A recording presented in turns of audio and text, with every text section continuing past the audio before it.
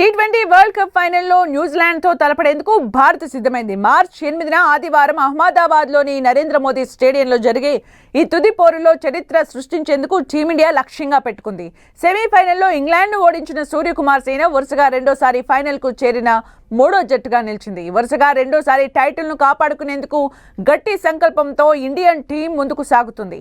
అయితే న్యూజిలాండ్ జట్టును కూడా తక్కువ అంచనా వేయదు. అనేక సందర్భాల్లో అండర్ డాగ్గా కనిపించిన ప్రపంచ కప్లో భారత్పై ఆడిన 3 మ్యాచ్ల్లోనూ కివీస్ విజయం సాధించింది.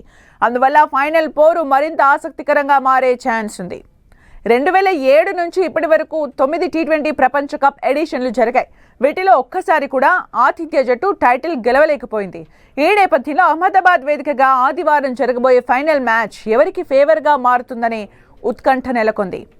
డిఫెండింగ్ ఛాంపియన్గా మెగా టోర్నీలో బరిలోకి దిగిన టీమిండియా ఫైనల్కు చేరుకుంది.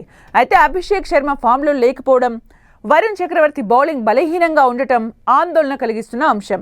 శివం దూబే కూడా ఎక్కువగా పరుగులు చేస్తున్నాడు.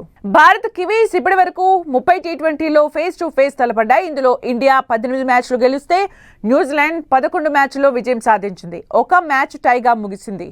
స్వదేశంలో టీమిండియా 11 మ్యాచ్ల్లో గెలిస్తే కివీస్ 4 టీ20లో విజయం సాధించింది. న్యూజిలాండ్ గడ్డపై భారత్ 7, భారత్ గడ్డపై న్యూజిలాండ్ 5 మ్యాచ్ల్లో సత్తా చాటింది. తటస్థ వేడుకల్లో కివీస్ 2 మ్యాచ్లు గెలిచింది. టీ20 వరల్డ్ కప్లో ఇప్పటి వరకు ఈ జట్లు 3 సార్లు తలపడ్డాయి.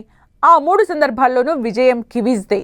న్యూజిలాండ్పై భారత్ ఒక మ్యాచ్లో అత్యధికంగా 180, అత్యల్పంగా 79 పరుగులు చేసింది.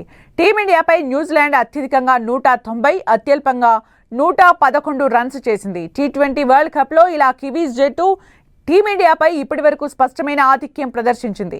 అయితే ఈసారి ఫైనల్లో భారత్ గెలిచి ప్రతీకారం తీర్చుకోవాలని గట్టి పట్టుదలగా ఉంది.